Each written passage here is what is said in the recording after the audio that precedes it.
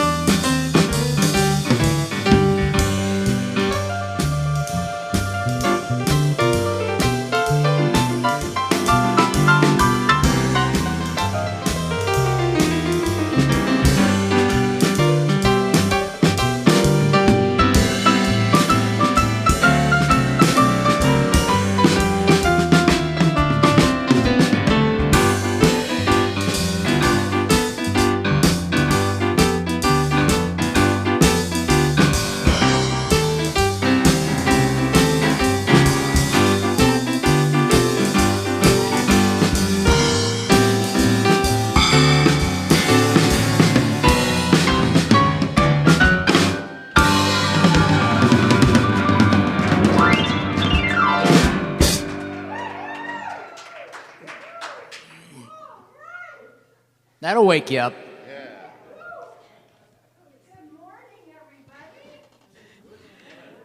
Welcome to Unity of Gaithersburg on this snowy, pretty morning. How are you doing?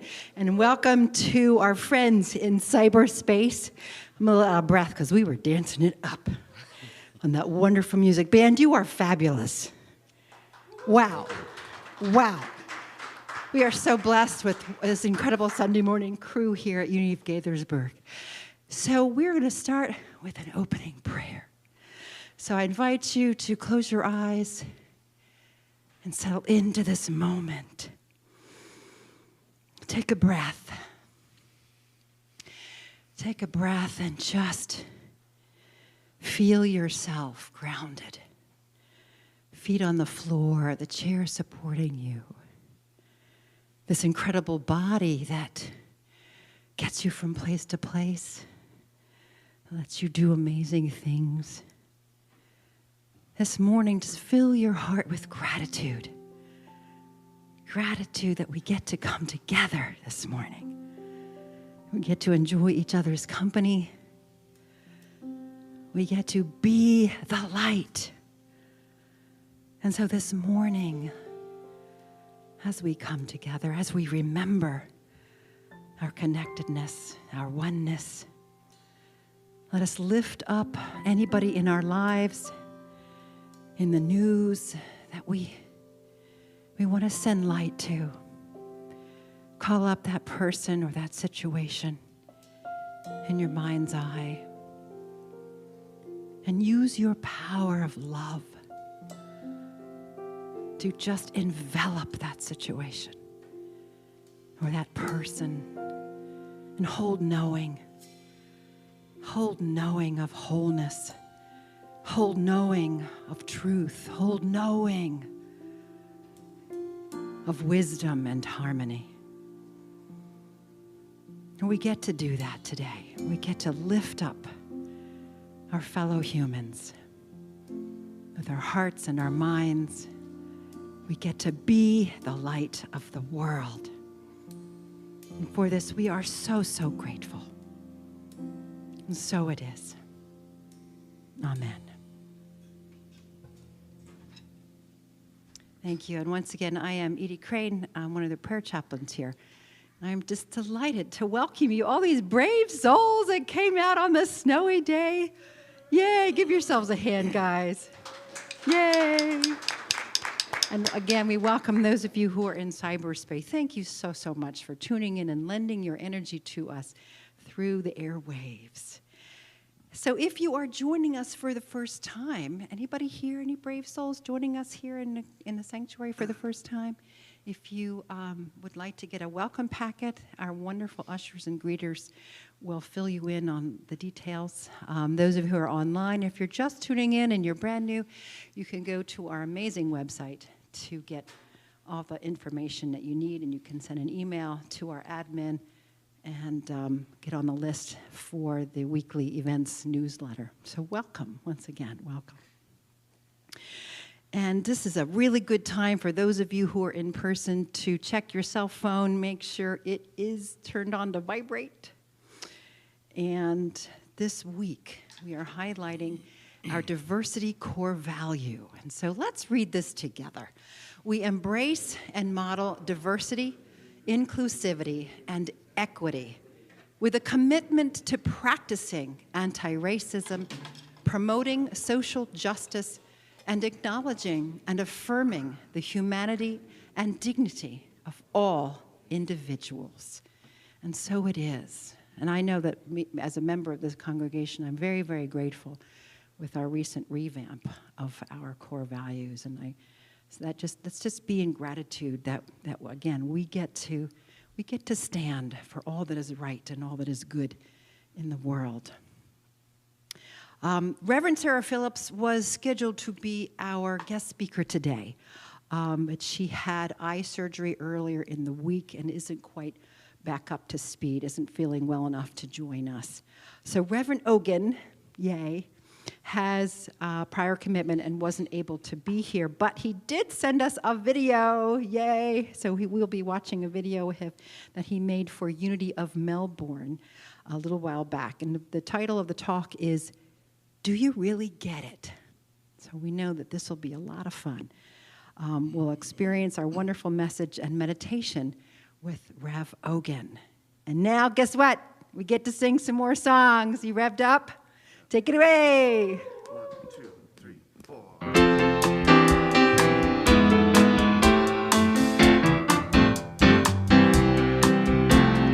I'm choosing heaven today. I'm choosing heaven today. Walking the road of heaven right now, singing I'm choosing heaven today. I'm choosing love today. I'm choosing love today. Walking the road of heaven right now, singing I'm choosing love today. I'm choosing peace today. I'm choosing peace today. Walking the road of heaven right now, singing I'm choosing peace today. I'm choosing joy today. I'm choosing joy today. Walking the road of heaven right now, singing I'm choosing today. I'm choosing heaven today. I'm choosing heaven today. Walking the road of heaven right now, singing I'm choosing heaven today. Walking the road of heaven right now, singing I'm choosing today.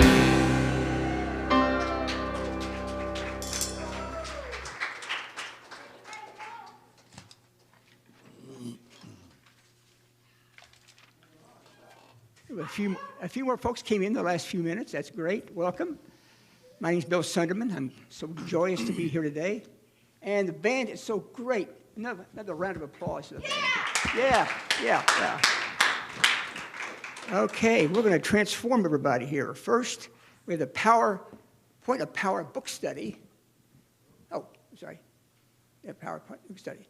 That's Carol Plummer. And that's Thursdays, as you can see there, on Zoom, Thursday evenings.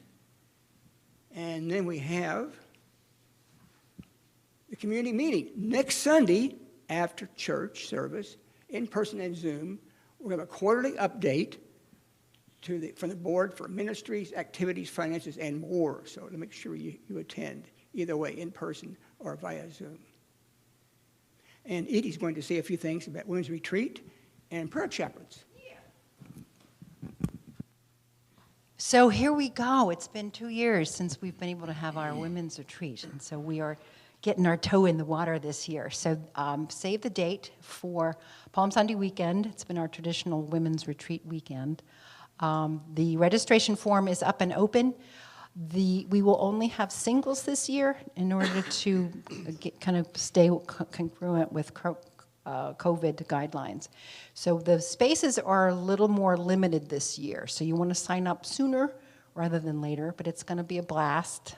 Each of us are going to take turns doing different little fun activities. There'll be quiet time. There'll be hopefully night sky time, and we always have a fireside Sunday service. So anyway, check out the website. We'll have lots of information. If you have any questions, you can send an email to me. So think about the women's retreat, woohoo! And our chaplain survey. As prayer chaplains, it was time to sort of regroup and revamp. And so we sent out a survey last week, and we had one more week this week. So we were just gathering information.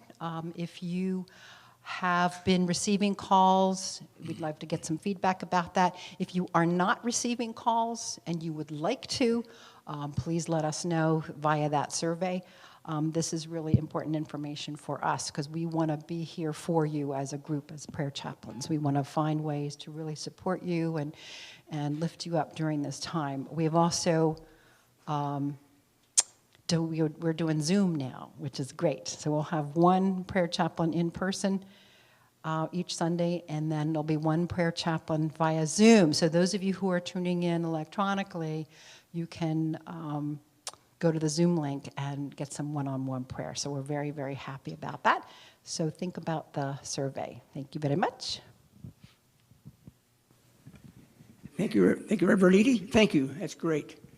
Yeah, prayer chaplains are a core service to this church and to everybody here and to the whole community and to the world at large. Now we're going to... Bill, do we have a message from the ministerial search team, or is that was a slide? Oh, yeah. I'm sorry. Yeah, I missed that, yeah. Yeah, we place much time and heartfelt guidance in the still continuing interview process. We're grateful for the opportunity to learn more about our candidates as we continue forward. Was there an update there? That's what I shared. Okay. Anyway, things are moving on. Things are moving along. All right. And now we're going to say the daily word here. The key word today is compassionate. Compassionate. And the affirmation, we're going to say this together. I am a compassionate presence. We'll say it again. I am a compassionate presence. In periods of peaceful contemplation, I immerse myself in the unconditional love that joins the human family together in God. As the awareness of divine love fills my mind and heart, it dissolves all memories of difficulties and feelings of discord. Centered in divine love, I deeply feel my oneness with God and with all people. I now see the people in my life anew, beholding the divinity of each dear one I meet. My heart overflows with empathy as I respond to their troubles and celebrate their triumphs. I am patient. I listen with intention. I recognize their divinity as I recognize my own. I welcome the flow of divine love as it blesses me as well as those with whom I'm sharing my compassion. And from Leviticus 19, verse 18, you shall not take vengeance or bear a grudge against any of your people, but you shall love your neighbor as yourself. I am the Lord.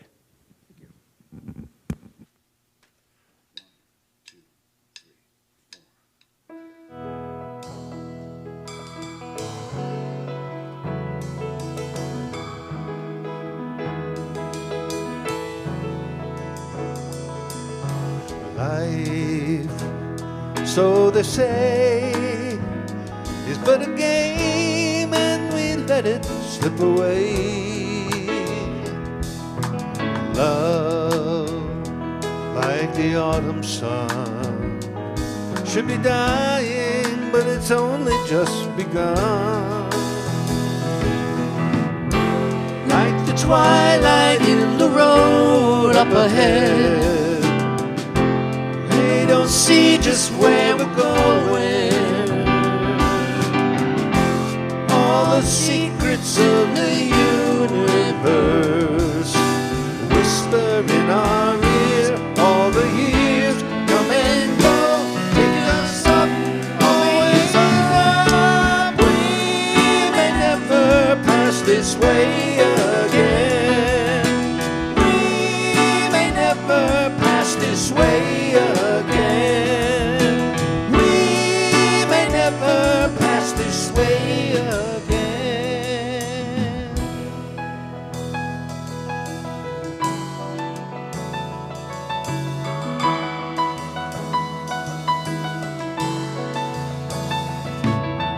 Times, so they say, are for the fools, and they let them drift away.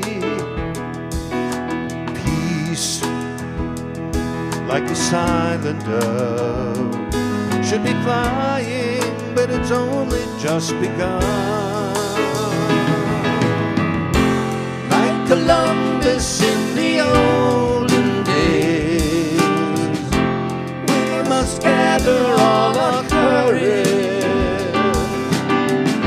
sail our ships out on the open sea, cast away our fears. All the years come and go, take us up, always around. We may never pass this way again.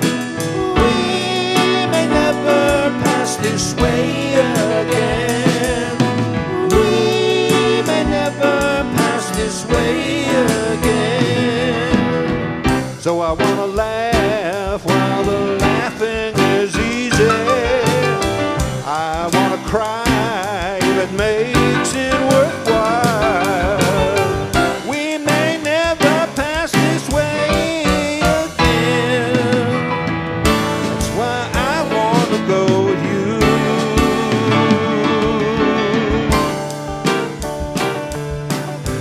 'Cause you make me feel like I'm more than a friend, like I'm the journey and you're the journey's end. We may never pass this way again. That's why I want to go with you.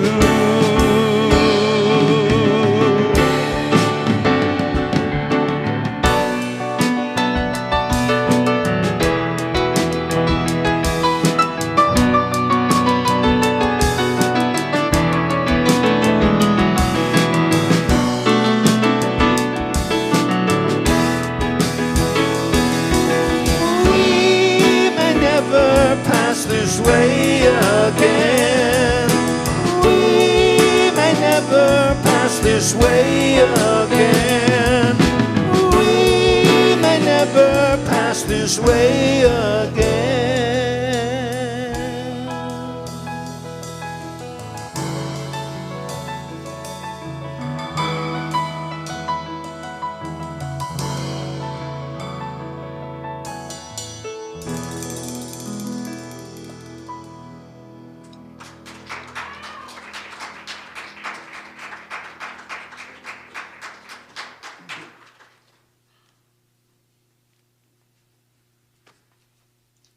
Good morning, Unity of Melbourne. I am Reverend Ogun. I am so thrilled to be able to share this time with you today. You know, speaking with you is sort of a coming of full circle in a ways for me. Not with you guys specifically, but when I first got ordained 10 years ago, for about most of that first year and a half, I traveled all over the country speaking at various Unity churches.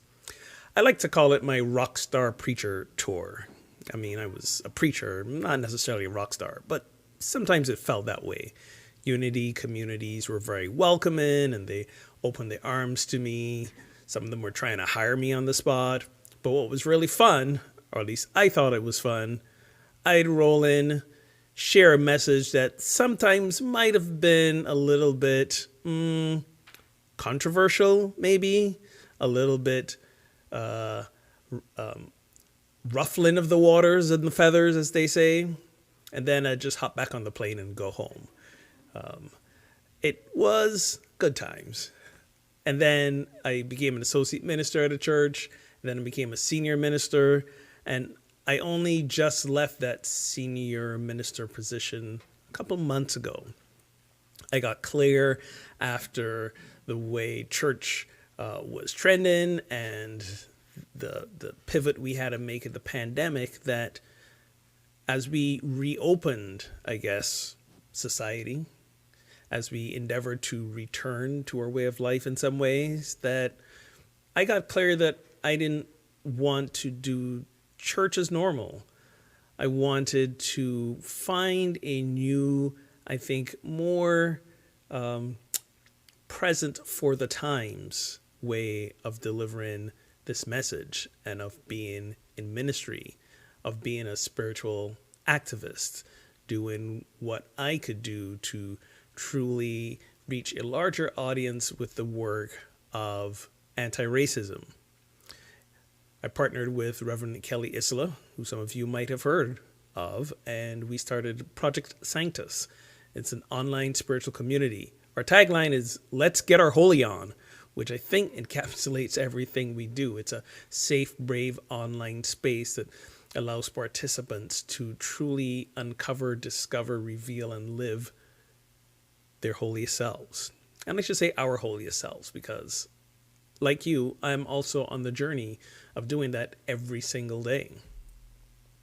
And one of the ways that I'm very clear about doing that is putting into practice what I understand that you all are constantly in a journey of exploring, which is the 12 powers. Those 12 innate divine faculties that are part of the essence of who we are as divine beings. They are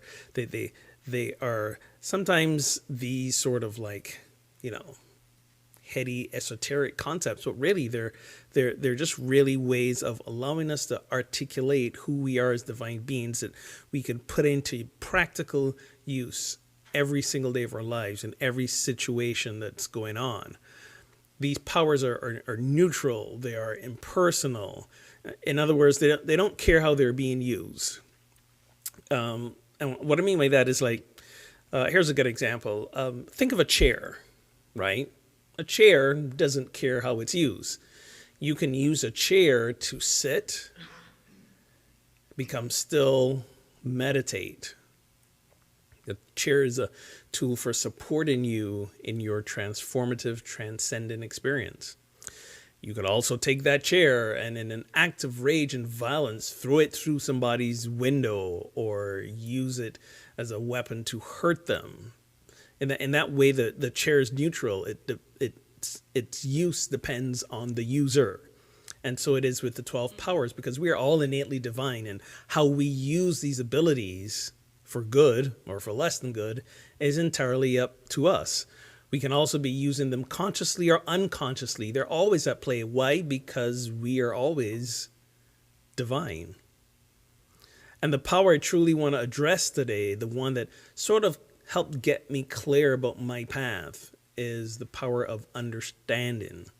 This is the power to sort of comprehend and interpret knowledge, to make connections at a cognitive level. And we can do this from both a place of our human consciousness, which is we bring in information through our 5 senses and our thoughts and our feelings, and we filter those through our beliefs and whatever experience we've gained over the years and from our education, and use that as our formula or framework for understanding ourselves and life and God. Or we also realize that there's an elevated, expanded, wider, deeper level of consciousness from which we can use this power of understanding that's based on divine ideas and principles and laws it's gained and activated and perfected and honed truly by spending time in the silence and developing our spiritual nature. It sort of I think experiences as a flash of intuitive realization of insight, when we're in a place where we're not clear what to do. It is that instinctual, intuitive, from deep within a place that we can't quite touch and articulate. When the revelation comes, that is a power of understanding at play. And it's not something we can think about. Now, our thinking nature is connected to that and is part of that, but the spiritual understanding transcends the intellectual understanding. Often it's the spiritual understanding that lets us know when our intellectual understanding may be a little bit off track. So I want to bring another example to play, and show you how we can apply our spiritual understanding to even a spiritual concept like abundance. Abundance is a word that we hear about and use a lot in Unity and other New Thought communities. Many of you have had experience with abundance programs like 4T. If any of you go way back to the 4T days, remember 4T? 4T days, the keys to the kingdom, all sorts of abundance and prosperity programs have made their way through Unity and New Thought communities. And the idea of those programs were, I think, centered around the idea that as divine beings who have the power of creation instilled in us, we can create and manifest things in our life. And there was always a heavy emphasis I found on manifesting. And I always found this curious, because if manifesting was sort of the benchmark for if we really got this concept of understanding, of abundance, if manifestation was the benchmark, was the proof, does that mean that if something didn't manifest, we weren't doing it right, that we didn't really get it, that we didn't have enough spiritual power within us to make these things happen?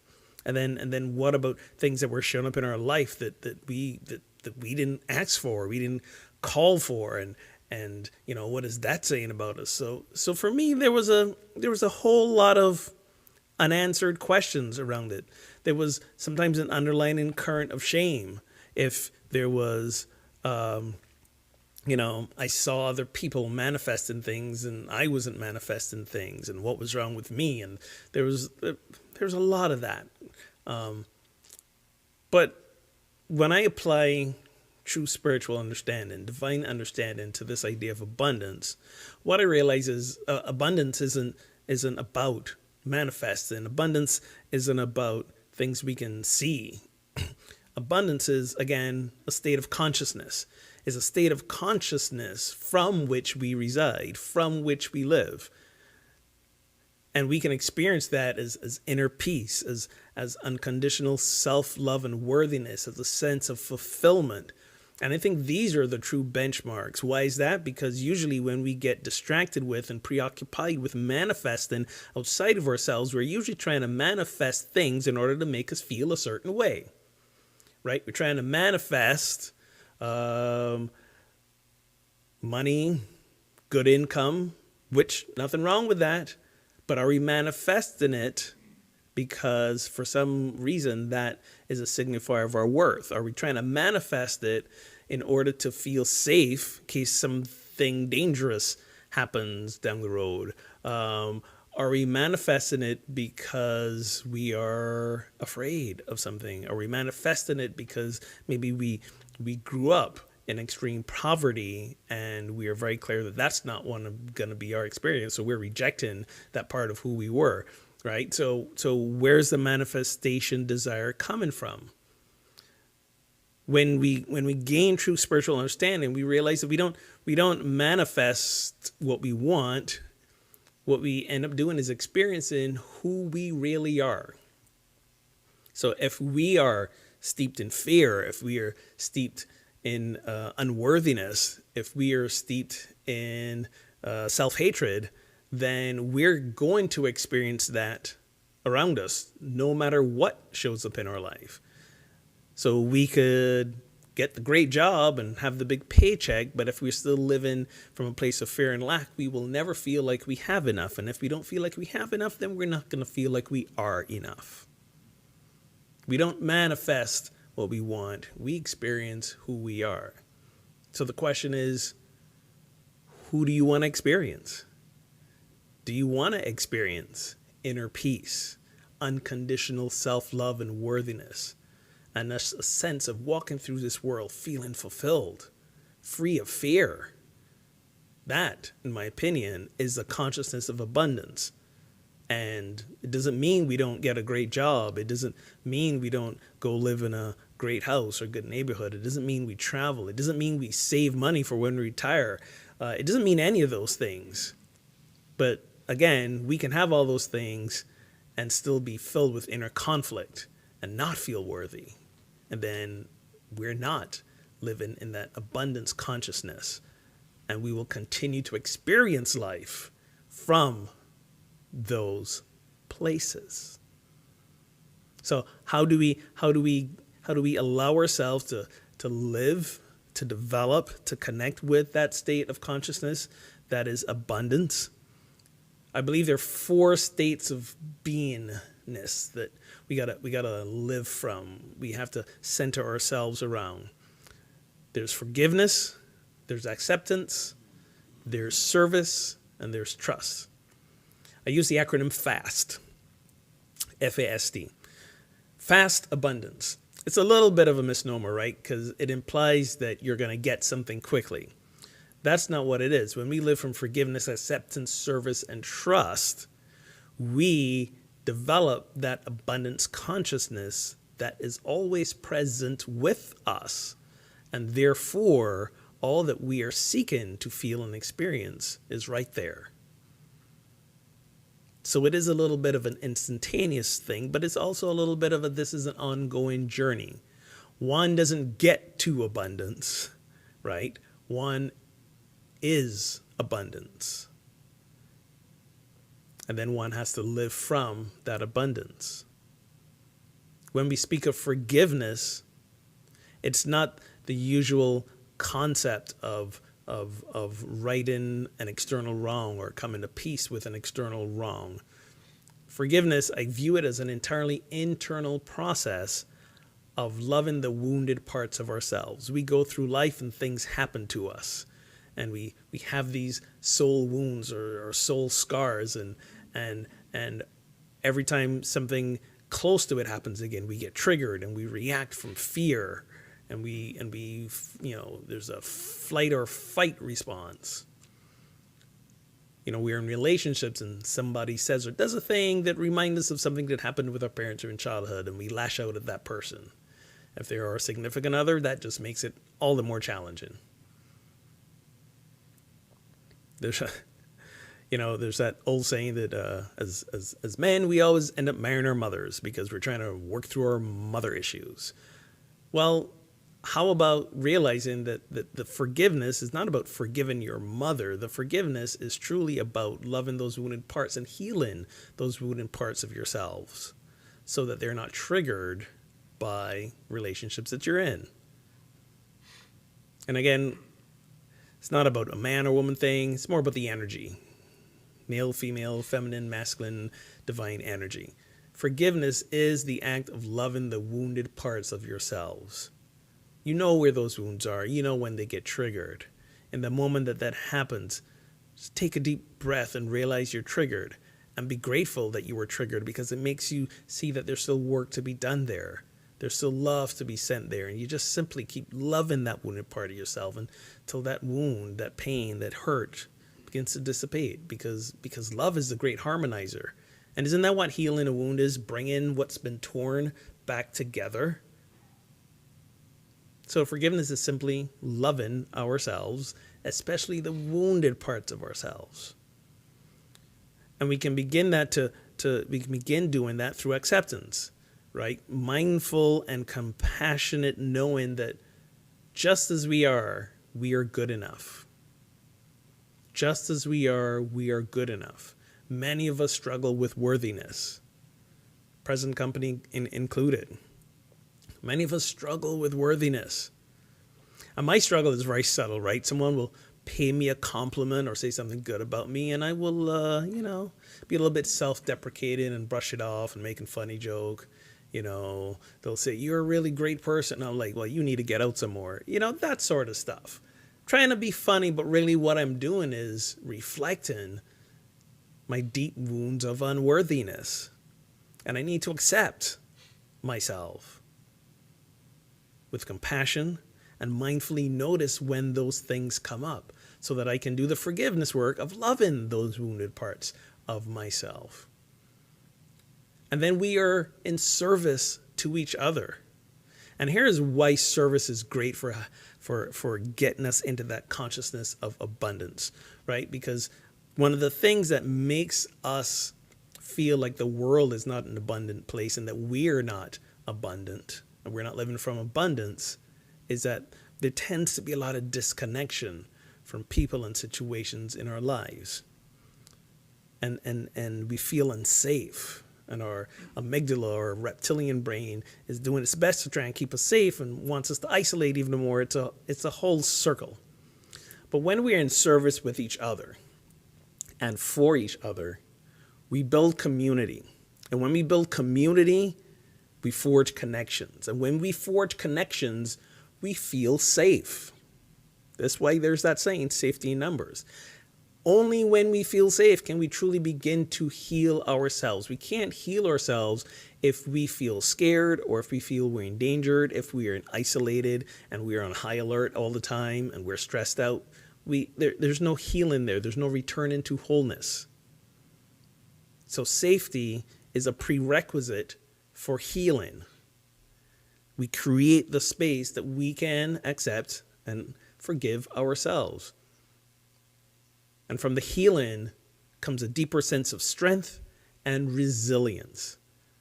And here's the thing about resilience. Resilience is that ability for us to be in the world, and regardless of what happens in the world and in our lives, we don't fall apart. We don't implode. We don't pick the scabs off those deep wounds and get triggered and re-traumatized. That's resilience. When we are resilient, we see the world through a lens of, I am good, and I bring goodness to the world, and ultimately the world is good. And then finally, as we walk through life that way, we are in a place of trust. Deep trust. Knowing that God, Spirit, Universe, whatever you want to call it, is going to meet you at the point of your need. Now, I know the word trust sometimes gets a bad rap in Unity.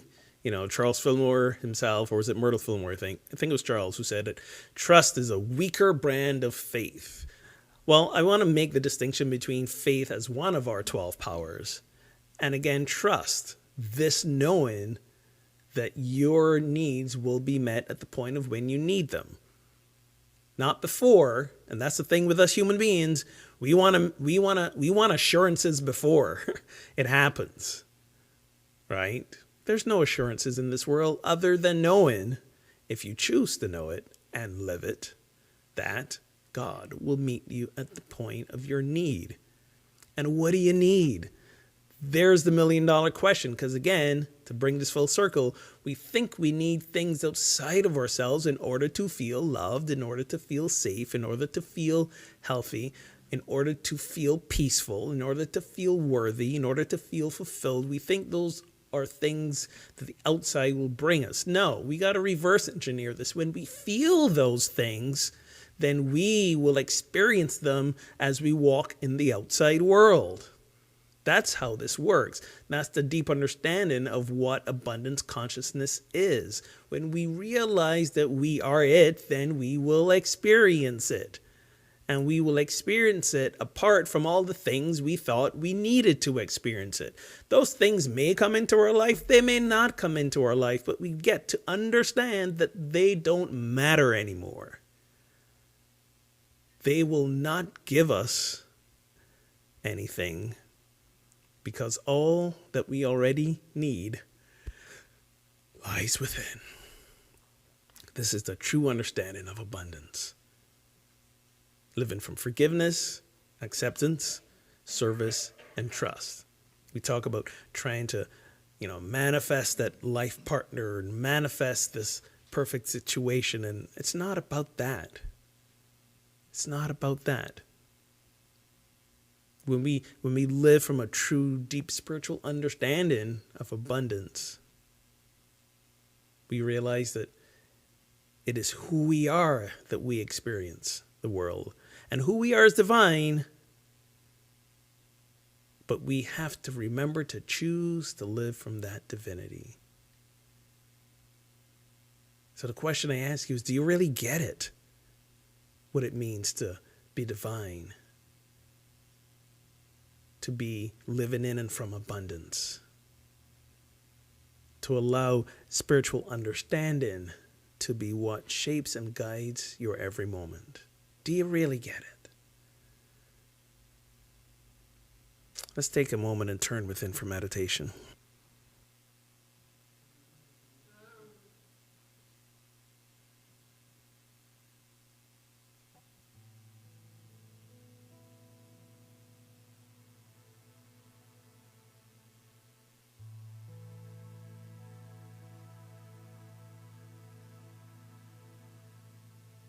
When we realize that we are it, then all that we already need lies within. This is the true understanding of abundance. Living from forgiveness, acceptance, service, and trust.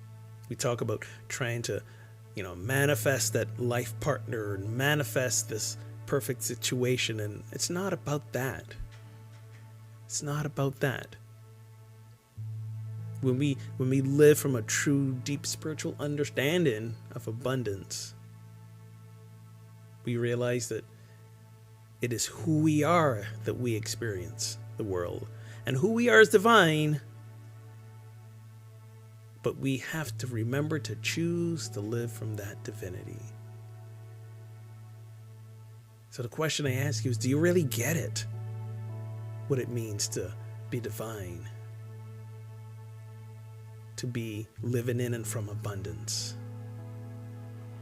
To allow spiritual understanding to be what shapes and guides your every moment? Do you really get it? Let's take a moment and turn within for meditation.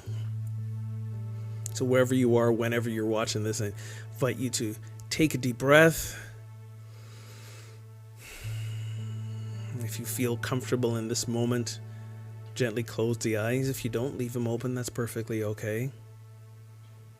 But just for a few moments, connect with the breath, the inflow and the gentle outflow of the breath. Connect with your body as you breathe. Notice the rise and fall of the chest, the lift and the fall of the shoulders. And as you breathe, allow the body to sink into the chair or the bed or the sofa, whatever you're on. Now allow the body to relax with each exhale.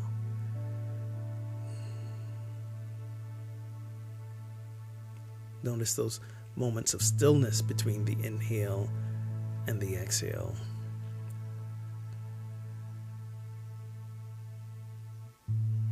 Let's just breathe in the silence for a moment.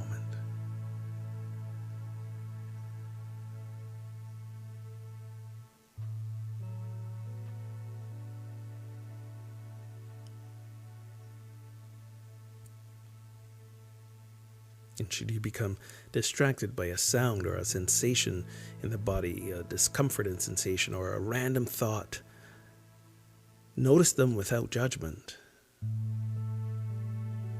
And then simply return your attention back to the breath. Let the breath anchor you in the here and the now.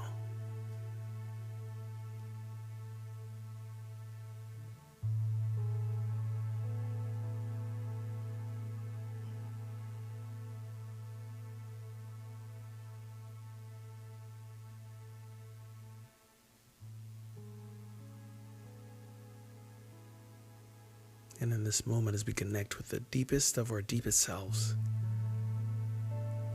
we affirm, I am spiritual understanding. I am open to Spirit's revelation.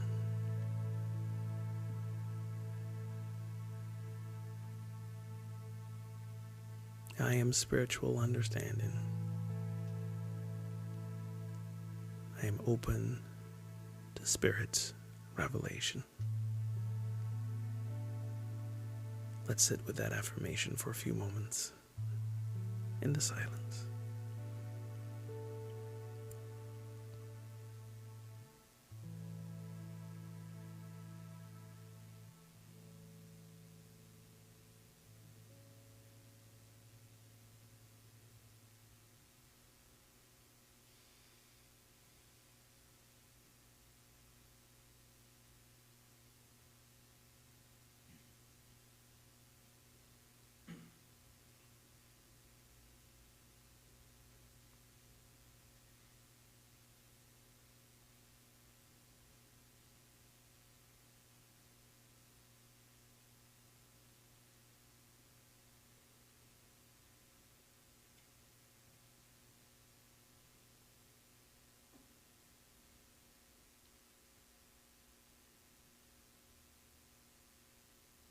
We take another deep breath together, grounded in the knowing that in every moment from henceforth, we allow ourselves to be open to the revelation that deep spiritual understanding brings for us.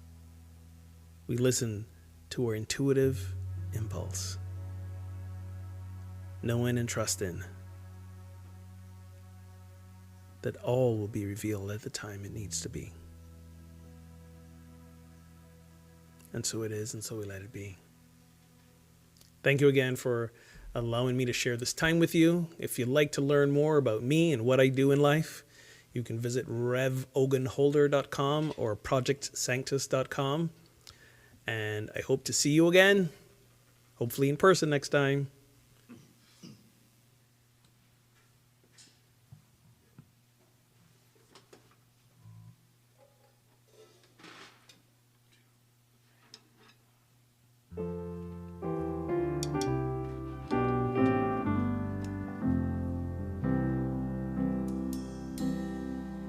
When I find myself in times of trouble, Mother Mary comes to me, speaking words of wisdom, let it be. And in my hour of darkness, she is standing right in front of me, speaking words of wisdom, let it be. Let it be, let it be, let it be, let it be. Whisper words of wisdom, let it be. And when the broken-hearted people living in the world agree, there will be an answer, let it be. For though they may be parted, there is still a chance that they will see. There will be an answer, let it be. Let it be, let it be, let it be, let it be. There will be an answer, let it be. Oh, let it be, let it be, let it be, let it be. Whisper words of wisdom, let it be.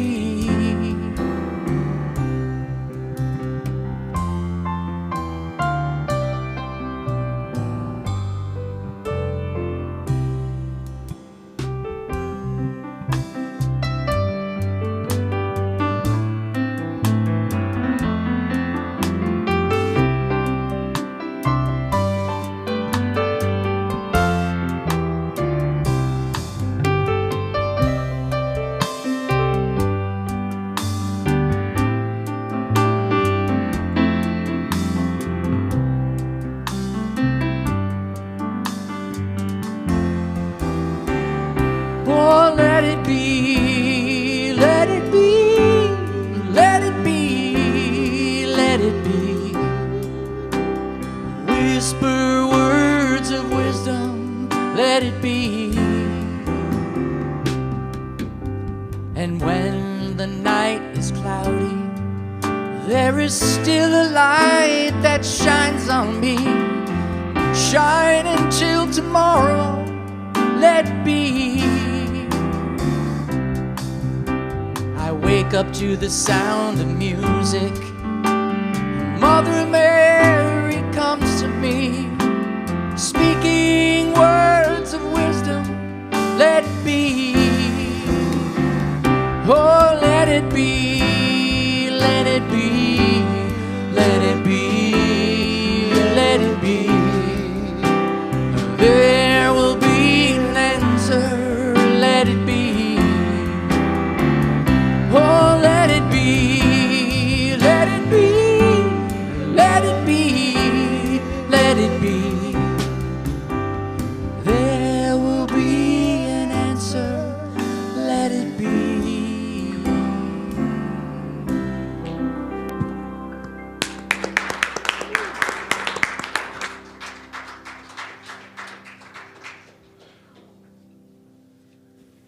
Wow, great. Thanks again, band. All right. And as we let it be, we let our abundance be with our tithes and offerings. You can drop your offering in the box in the back of the room using envelopes in the back of your chair, or go to our website, www.unitygaithersburg.org, or text GIVE to 301-918-5625. Follow the prompts. Now we say the love offering blessing together. Divine love, I am, blesses and multiplies all that I have, all that I give, and all that I receive. And I am so grateful.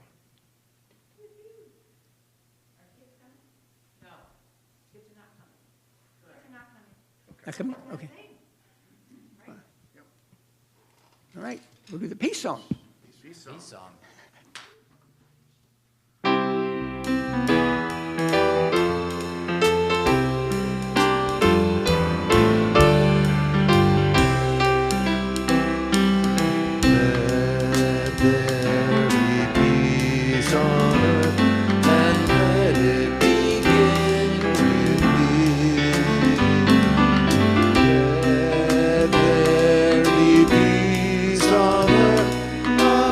That